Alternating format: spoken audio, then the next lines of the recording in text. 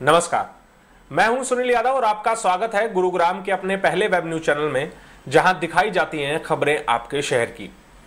हरियाणा में या पूरे देश की अगर कहें तो हर जगह प्रवासी फंसे हुए हैं। जब से लॉकडाउन शुरू हुआ तब से बहुत सी सरकारों ने व्यवस्था भी की है। लाखों मजदूरों को, लाखों प्रवासियों को उनके गृह क्षेत्र भेजा भी गया है। हरियाणा में भी ये प्रक्रिया अब शुरू हो गई है। गुरुग्राम से भी लगातार प्रवासियों को भेजा जा रहा है उनके घर। तस्वीरें रोजाना हम लोगों के सामने आ रही हैं और कल तस्वीरें आई कि गुरुग्राम से ट्रेनों का संचालन शुरू किया गया, उनमें प्रवासियों को बैठाकर उनके घर भेजा गया। लेकिन इस व्यवस्था के साथ साथ अब लोगों को दिक्कतें भी झेलना शुरू हो गया है। दरअसल गुरुग्राम में जब से प्रवासियों को भेजना शुरू किया गया है, 3 इलाकों से प्रवासियों को पहले इकट्ठा किया जाता है, वहां से उनको बसों के माध्यम से और या फिर उन इलाकों से रेलवे स्टेशन तक पहुंचाया जाता है, जिनमें ताऊ देवीलाल स्टेडियम, गुरुग्राम का बस स्टैंड और गुरुग्राम का जो गर्ल्स कॉलेज है, वहां से प्रवासी मजदूरों को पहले इकट्ठा किया जाता है और फिर उसके बाद उनको वहां से अलग अलग जगहों पे जहां वो रहते हैं बसों के माध्यम से या ट्रेन के माध्यम से भेजा जा रहा है। लेकिन हमारे सामने एक तस्वीर ऐसी आई है जहां इन मजदूरों को अभी भी समस्याओं का सामना करना पड़ रहा है। इनकी समस्याएं अभी भी कम नहीं हुई हैं।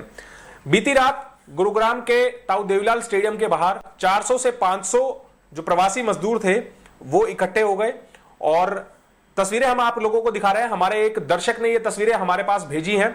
उन्होंने लोगों से वहां पर बातचीत भी की कि किस प्रकार जो प्रवासी मजदूर हैं उनको समस्याओं का सामना करना पड़ रहा है। जो मामला सामने आया वो ये कि प्रवासी मजदूरों को जिन्होंने रजिस्ट्रेशन कराया था ई दिशा पर या अन्य जो हेल्पलाइन नंबर्स हैं उनकी सहायता से, अब उनको समस्या ये हो रही है कि पहले तो उनको समय दे दिया गया, उनको टोकन दे दिया गया कि वो ताऊ देवीलाल स्टेडियम, बस स्टैंड या फिर गर्ल्स कॉलेज पहुंचे। लेकिन जब लोग यहां पर पहुंच रहे हैं, प्रवासी मजदूर जब यहां पर पहुंच रहे हैं, तो उनको समस्या ये हो रही है कि पुलिस उनको वहां से खदेड़ने में लगी हुई है।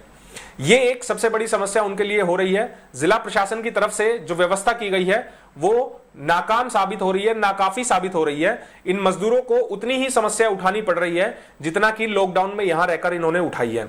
अब इन लोगों को समस्या ये हो रही है कि इनको पहले या तो सही जानकारी दी नहीं जा रही है, और अगर इनको जानकारी दी जा रही है कि इनकी बस कहां से निकलेगी, इनको ट्रेन के माध्यम से भेजा जाएगा या कैसे भेजा जाएगा, लेकिन फिर भी जब ये लोग मौके पर पहुंच जाते हैं, जहां से बस जानी है वहां पहुंच जाते हैं, तो वहां से इनको पुलिस खदेड़ देती है। इस तरह अब मजदूर और प्रवासी दर दर भटकने के लिए मजबूर हो गए हैं गुरुग्राम में। हमारी गुरुग्राम प्रशासन से अपील है कि इनके लिए कोई अच्छी व्यवस्था की जाए।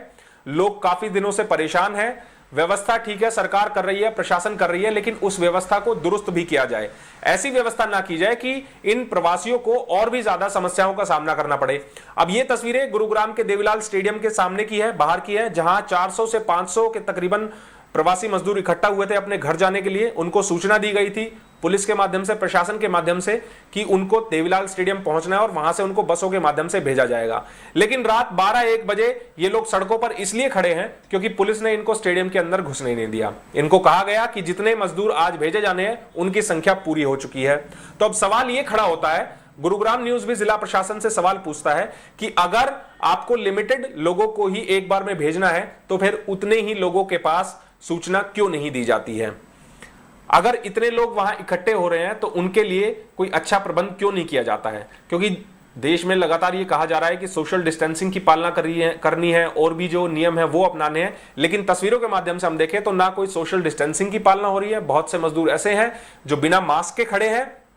तो ऐसे में प्रशासन को चाहिए कि कोई बेहतर व्यवस्था की जाए। अधिकारी जो नोडल ऑफिसर के नंबर जारी किए गए थे, एक भी नंबर ऑन नहीं है, सभी नंबर स्विच ऑफ है। यह कहीं ना कहीं लचर व्यवस्था को दर्शाता है कि जिला प्रशासन ने अपने स्तर पर पूरे तरीके से कोई अच्छी व्यवस्था नहीं की है। प्रवासियों के लिए इनको और भी ज्यादा समस्याओं का सामना करना पड़ रहा है। अब वहां पर जो लोग मौजूद थे जिनको समस्या हुई, उनसे बात की है, जिन्होंने हमारे पास ये वीडियो भेजी है, उनकी ये वीडियो हम आपको दिखा रहे हैं। वहां मजदूर क्या बोल रहे हैं, प्रवासी क्या बोल रहे हैं, किस प्रकार की उनको समस्या उठानी पड़ रही है, वो जरा एक बार आप सुनिए। चंदन नगर सेक्टर 16 में कंस्ट्रक्शन का काम करते हैं। ठीक है सर, लेबर कैंप में रहते हैं हम लोग। वहाँ पे हम लोग को बहुत प्रॉब्लम हुआ जी। एक तो 2 महीने का हम लोग का सैलरी भी कुछ नहीं मिला सर जी। ठीक है, और अब हम लोग सुबह यहाँ पूछे के आए थे पहले पूछने के लिए, तो बोला गया था बिहार के लिए यहाँ से बस मतलब मुहैया कराया जाएगा, फिर ट्रेन में चढ़ाया जाएगा। और अभी बोल रहे हैं कि नहीं, हम लोग यहाँ पे 3 घंटे से बैठे हुए हैं। आप 3 घंटे से यहाँ पे बैठे हो, बट अभी आपको कौन भगा रहा है यहाँ से? पुलिस वाले बोल रहे हैं कि और आपको दिन में किसने कल या दिन में किसने बोला था कि आपको यहाँ से बस मुहैया कराई जाएगी रेलवे स्टेशन तक की? और फिर पुलिस वालों ने बोला था, ठीक है। पुलिस पीसीआर से आई थी या वैसे लोकल पुलिस सर थी? बैठे हुए थे पुलिस वाले लोग, ठीक है। पूछा था नहीं लोग, बोला कि सर बोला रजिस्ट्रेशन तुम लोगों का हो रखा है? मैंने बोला सर हाँ रजिस्ट्रेशन तो हो रखा है जी ऑनलाइन रजिस्ट्रेशन हुआ था सर। हाँ। हम लोगों ने वो भरा था। अब हम लोगों को यहाँ से फिर जाने में भी दिक्कत होगा सर, लेबर कैंप में घुसने देगा नहीं। अभी यहाँ पे कितने लोग होंगे आपके हिसाब से? यहाँ पे बहुत आदमी है, 500-400 ऊपर होंगे। 500-400 से ऊपर आदमी है यहाँ पे, लेकिन आपको ये गलत इन्फॉर्मेशन दी गई थी यहाँ पे।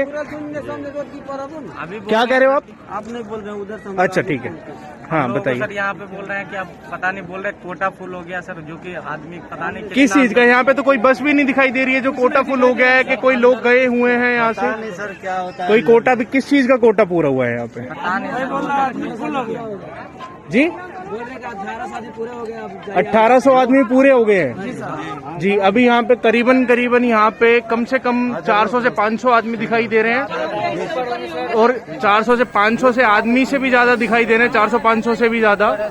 लेकिन पुलिस इनको खदेड़ रही है, भगा रही है यहाँ से ताऊदिलवाल के इस्लामपुर पीछे वाले गेट की तरफ से। बट इनको सुबह ये बोल दिया गया था कि यहाँ से बस मिलेगी और फिर उसके बाद स्टेशन दिखाई देगा, स्टेशन तक पहुँचाया जाएगा। बट अभी यहाँ से पुलिस वाले यहाँ से सबको भगा रहे हैं। अब सवाल ये उठता है कि ट्रेन की 20 बोगियां लगाई गई हैं प्रवासी नागरिकों को उनके गृह क्षेत्र भेजने के लिए, और 20 बोगियों में केवल 1600 लोगों को भेजा जा रहा है।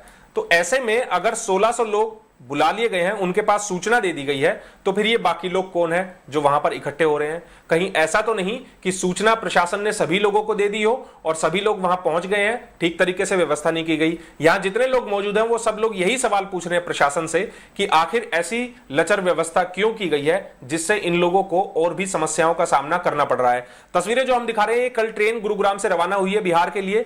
इनमें 20 बोगियों में 1600 लोगों को भेजा गया है। इसी तरह की व्यवस्था रोजाना की जा रही है, लेकिन व्यवस्था अगर की जा रही है तो उसको और भी दुरुस्त करने की आवश्यकता है। सवाल ये उठते हैं कि जो व्यवस्था की जा रही है उसमें कहीं ना कोई लचरपन है, जिसकी वजह से लोग सड़कों पर आ रहे हैं, लोगों को मजबूर होकर बाहर निकलना पड़ रहा है। हो सकता है हजारों लोगों ने रजिस्ट्रेशन कराया होगा, प्रवासी नागरिक यहां हजारों लाखों की संख्या में फंसे हुए हैं अलग अलग इलाकों में, तो उनके लिए व्यवस्था लगातार प्रशासन कर रहा है। लेकिन फिर व्यवस्था ऐसी क्यों की जा रही है कि इनको और भी ज्यादा समस्याओं का सामना करना पड़ रहा है? इतने भारी भारी बैग लेकर छोटे छोटे बच्चे, महिलाएं, बुजुर्ग, वो सब बाहर निकल रहे हैं, उनको रात जो है वो सड़कों पर काटनी पड़ रही है। तो ऐसी व्यवस्था क्यों की जा रही है? हम प्रशासन से सवाल पूछते हैं कि आप ऐसी व्यवस्था क्यों नहीं कर पा रहे हैं कि प्रवासियों को सही जानकारी मिल पाए? अगर उनको सूचित किया गया है तो वो सड़कों पर क्यों है? उनकी जगह कहीं किसी और को तो नहीं भेज दिया गया? इन सवालों के जवाब प्रशासन को देने होंगे और उन प्रवासी नागरिकों के लिए अच्छी से अच्छी व्यवस्था करनी होगी, ताकि इन लोगों को कम से कम रात को सड़कों पर भटकना ना पड़े। आप हमारी इस खबर को शेयर भी कर दीजिएगा, ताकि जो प्रशासन है उन तक ये सूचना जा सके और ज्यादा से ज्यादा लोगों के पास सही जानकारी सही समय पर पहुंच पाए। नमस्कार।